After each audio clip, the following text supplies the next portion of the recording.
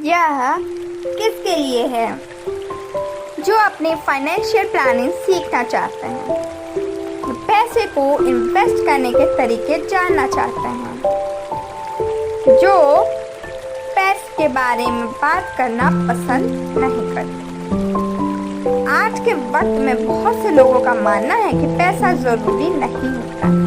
पैसा भले ही अपनी जिंदगी में सबसे जरूरी चीज ना हो, लेकिन यह हर उस चीज पर असर डालता है जो जरूरी है। पैसे से आप अपनी जिंदगी को बेहतर बना सकते हैं, अपने रिश्तों को बेहतर बना सकते हैं, अपनी सेहत को बेहतर बना सकते हैं, और यह तीनों ही चीजें आपके लिए जरूरी है। लेकिन फिर भी बहुत से लोग फाइनेंशियल प्लानिंग नहीं करते। यह किताब हमें बताती है कि किस तरह से आप आसानी से अपने पैसे को मैनेज कर सकते हैं और किस तरह से उसे सही जगह पर इन्वेस्ट करके खुद को आने वाले समय की परेशानियों से बचा सकते हैं। यह किताब हमें बताती है कि पैसे को जल्द से जल्द इन्वेस्ट करने के क्या फायदे होते हैं। इसे पढ़कर आप सीखेंगे अच्छे भविष्य के लिए आपको कौन से काम नहीं करने चाहिए, किस तरह से आप अपना बजट बना सकते हैं, कम उम्र में पैसे इन्वेस्ट करने के क्या फायदे होते हैं, अपने फाइनेंस को मेंटेन करने के लिए 4 काम कभी मत कीजिए। इससे पहले हम यह जानें कि खुद को आर्थिक रूप से मजबूत बनाने के लिए आपको क्या करना चाहिए। सबसे पहले यह देखते हैं कि आपको क्या नहीं करना चाहिए। आपको इन 4 कामों को कभी नहीं करना चाहिए। सबसे पहले अपने क्रेडिट कार्ड का इस्तेमाल कभी मत कीजिए। अगर आप उसे 1 महीने में उस पैसे को चुका नहीं पाते हैं, क्रेडिट कार्ड का इस्तेमाल करने के अपने फायदे होते हैं, लेकिन जिस दिन आप इसका इस्तेमाल ज्यादा करने लगेंगे, आप कर्ज में डूबने लगेंगे। इसके बाद कभी भी हद से ज्यादा पैसे खर्च मत कीजिए। उतना खर्च कीजिए जितना आप कर सकते हैं। हम बहुत से ऐसे सामान खरीदने लगते हैं जो हमें नहीं खरीदना चाहिए। यह जरूरी नहीं है कि आप हर रोज 5 स्टार होटल में खाना खाएं। इसलिए पैसे सिर्फ उतने खर्च कीजिए जितना आपका बजट है। तीसरा यह कि कभी अपने बैंक बैलेंस को चेक करना मत भूलिए। जिस तरह से एक लापरवाह व्यक्ति खाने से पहले यह नहीं देखता कि वो कितना कैलोरी खा रहा है, उसी तरह से एक लापरवाह व्यक्ति अपने अकाउंट को चेक नहीं करता। आपको हफ्ते में कम से कम 2 बार अपना अकाउंट चेक करके यह देखना चाहिए कि आपका जितना पैसा अकाउंट में आ रहा है और कितना पैसा जा रहा है। चौथा यह कि यह मत सोचिए कि आप अभी जवान हैं और बाद में सेविंग करना शुरू करेंगे। बहुत से लोगों को लगता है कि रिटायरमेंट बहुत दूर है,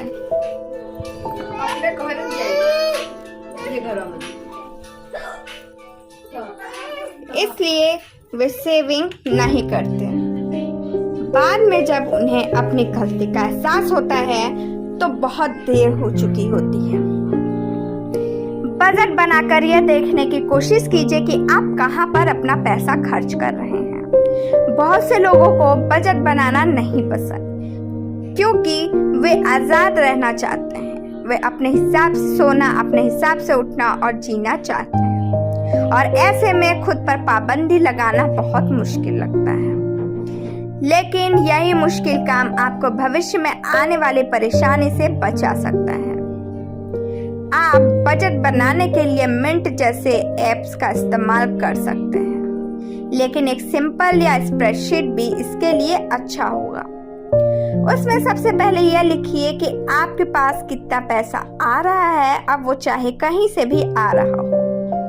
इसके बाद यह लिखिए कि आपका पैसा कहाँ पर खर्च हो रहा है।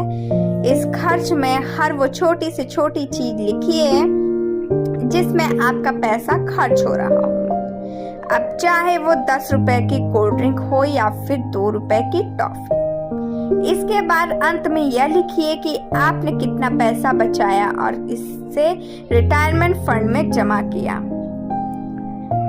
जब आप यह कर ले तो अब देखना शुरू कीजिए कि आप कितना पैसा फालतू के लिए खर्च कर रहे हैं। क्या आप जो कोल्ड ड्रिंक हर दिन पी रहे हैं उसे ना पीकर आप कुछ पैसे बचा सकते हैं? क्या वो होटल में जाकर खाना खाना वाकई बहुत ज़रूरी है? इस तरह से अगर आप हर रोज़ 20 रुपये बचाएंगे तो साल में आप कितना बचाएंगे, और 20 साल तक ऐसा करते हुए आप कितना पैसा बचाएंगे। इस तरह से आप यह तय कर सकते हैं कि कहां से आप अपने पैसे को बचा सकते हैं। इसके अलावा आप 50, 30, 20 प्लान का इस्तेमाल करके अपनी बजट और अपने खर्च को बैलेंस कर सकते हैं। इस प्लान के हिसाब से आपकी 50% इनकम आपके जरूरी खर्च में जानी चाहिए, जैसे खाना, रहना और राशन। 30% इनकम दूसरी चीजों पर खर्च होनी चाहिए, जैसे घूमने जाना या फिर दोस्तों के साथ रहना, और 20% आपकी सेविंग होनी चाहिए। यह जरूरी नहीं है कि आप सबकी तरह 50% इनकम को अपने हर रोज के खर्च पर खर्च करते हो सकता है आपके महीने भर का खर्च सिर्फ 40% में ही चल जाता हो और आप एक महीने में सिर्फ 25% इनकम में ही अपने दूसरे खर्चे देखते हो। इस सिस्टम की मदद से आप यह देख सकते हैं कि आपके पास कितना पैसा आ रहा है और उसके हिसाब से आप कितना पैसा खर्च कर रहे हैं और कितना बचा रहे हैं। अपने पैसे को बचाकर उसे इन्वेस्ट कीजिए। बहुत से लोग जवान होने पर यह सोचने की गलती कर देते हैं कि उन्हें अभी बहुत जीना है और वे पैसा बचाकर इन्वेस्ट करने के बारे में नहीं सोचते। लेकिन जवान होना एक बहुत फायदेमंद चीज है और उस समय आप पैसे बचाकर उसे इन्वेस्ट कर सकते हैं, जिससे आपका पैसा ज्यादा समय तक इन्वेस्ट होता रहेगा और आपको उसका ज्यादा फायदा मिलेगा। अगर आपको उसे समझना है कि किस तरह से पहले पैसा इन्वेस्ट करना आपके लिए फायदेमंद हो सकता है, तो आपको रूल ऑफ 72 को समझना होगा। इस रूल के हिसाब से अगर आपको यह पता करना है कि आपका पैसा कितने समय में दोगुना हो जाएगा, तो आप उस पर लगने वाले इंटरेस्ट को 72 से डिवाइड कर दीजिए। उदाहरण के लिए, अगर आपको 5000 का सूट खरीदना है और आप यह नहीं तय कर पा रहे हैं कि आपको उसे खरीदना चाहिए या नहीं, तो जरा यह सोचिए, अगर आप उस 5000 को इन्वेस्ट करते हैं और उस पर आपको 7% का इंटरेस्ट मिलता है, तो 72 डिवाइड बाई 7 इक्वल टू 10.28। लगभग 10 साल में वो 10,000 के बराबर हो जाएगा, 20 साल में 20,000 के बराबर, और 30 साल में 40,000 के बराबर, और 40 साल में 80,000 के बराबर। अगर आपने 25 साल की उम्र में उस 5,000 को इन्वेस्ट किया, तो 65 की उम्र तक वो 80,000 होगा, आपको वापस मिलेगा। तो यह मत सोचिए कि आप कल से इन्वेस्ट करना शुरू करेंगे, क्योंकि आप इस काम में जितना ज्यादा देर करेंगे, आपको इसका उतना कम फायदा मिलेगा। कुछ पैसे हमेशा मुश्किल वक्त के लिए बचाकर रखिए और अपने कर्ज को जल्दी से जल्दी चुकाइए। यह जरूरी नहीं है कि इन्वेस्टमेंट करना बहुत मुश्किल ही हो या फिर इसे करने के लिए आपको सारा दिन अपने फोन के साथ लगे रहना हो। लेकिन इससे पहले आप कुछ इन्वेस्टमेंट करें, आपको कुछ बातें जान लेनी चाहिए। सबसे पहले अपने लिए कुछ पैसे बचा कर रख लीजिए। वो पैसे इतने होने चाहिए कि उससे आपका 3 महीने का खर्च निकल जाए। हो सकता है आपको कभी अचानक से पैसे की जरूरत पड़ जाए या फिर आप बीमार हो जाएं। इसके बाद अपने कर्ज को जल्द से जल्द खत्म करने के बारे में सोचिए।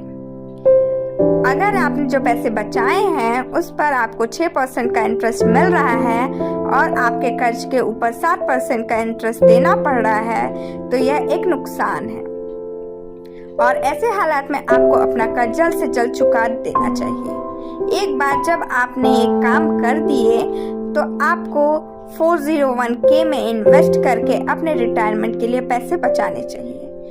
आपका एम्प्लॉयर आपके योगदान को इससे मिला देगा, जिससे कि आपको मुफ्त में कुछ पैसा मिल जाएगा। अगर आप इसमें इन्वेस्टमेंट कर चुके हैं, तो आपको IRA यानी इंडिविजुअल रिटायरमेंट अकाउंट में इन्वेस्ट करना चाहिए, क्योंकि इससे आप अपना टैक्स बचा सकते हैं।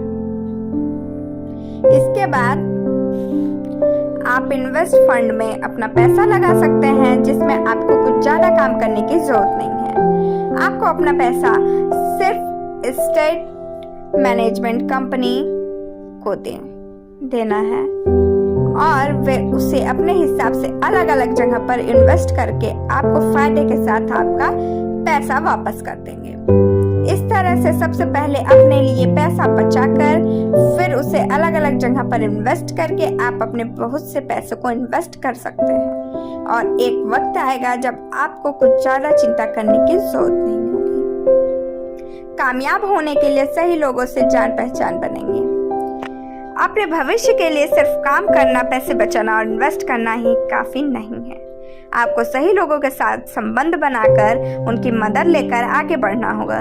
लेखिका की पहली मेंटर थी जोएन क्लियर, जो कि एक जर्नलिस्ट और एक एंटरप्रेन्योर थी। उन्होंने लेखिका को नेटवर्क बनाने के फायदे के बारे में बताया।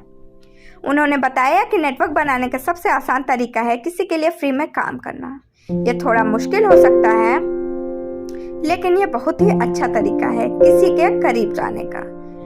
क्लीवर जब एक न्यूज़पेपर के लिए काम कर रही थी तो उन्होंने न्यूज़पेपर के फ्रंट पेज पर एक बहुत ही मजेदार खबर लिखी थी कि किस तरह से उनके शहर के हालात खराब होते जा रहे हैं और किस तरह से डोनेशन देने से हालात सुधर सकते हैं। इसका नतीजा यह हुआ कि न्यूज़ रूम में बहुत से पैसे डोनेशन में दिए और प्रेसिडेंट ने उन्हें आमंत्रित किया। लेकिन इससे फर्क नहीं पड़ता कि आप कितने अच्छे नेटवर्कर हैं। अगर आप अपने नेटवर्क से वो नहीं लेंगे जो आपको मिलना चाहिए तो आप कभी कामयाब नहीं होंगे। यह जरूरी है कि जब सैलरी की बात हो तो आप वो मांगिए जिसके आप लायक हैं। आज के वक्त में आप यह जान सकते हैं कि आपकी नौकरी के लिए आपको कम से कम कितनी सैलरी मिलनी चाहिए। आप स्केल या फिर ग्लासडोर की मदद से ये पता कर सकते हैं कि आपके पास जितना अनुभव और जितना हुनर है उसके हिसाब से आप कितना पैसा कमा सकते हैं। अपनी सैलरी की मांग करना थोड़ा डरावना लग सकता है, लेकिन यह बहुत जरूरी है। साथ ही जब आप अपनी सैलरी के लिए मोल भाव करते हैं तो यह दिखाता है कि आपके अंदर आत्मविश्वास है। इससे न सिर्फ आप खुद के लिए अच्छा करते हैं बल्कि सामने वाले के लिए सामने अपनी एक अच्छी इमेज भी बनाते हैं। घर पर ही खाना बनाकर अपनी सेहत का ख्याल रखिए। अगर आपने अपना बजट बनाया है तो शायद आप भी बहुत से लोगों की तरह यह देखकर हैरान हो गए होंगे कि आप कितना पैसा हर महीने बाहर के खाने पर बर्बाद कर देते हैं। उस खाने पर जिसे खाने से ना तो आपकी सेहत बनती है और ना ही आपके पैसे बचत हैं। बहुत से लोग अलग अलग वेबसाइट या टीवी शो पर आने वाली रेसिपी को देखकर उसे बनाने लगते हैं, जिससे उनका पैसा बर्बाद होता है। यहाँ पर आपको इटली की दादी माँ से सीखने की जरूरत है। इटली की दादी माँ कभी इस तरह की वेबसाइट या फिर टीवी शो पर से रेसिपी नहीं निकालती, बल्कि वो बनाती है जो घर में बन सकता है।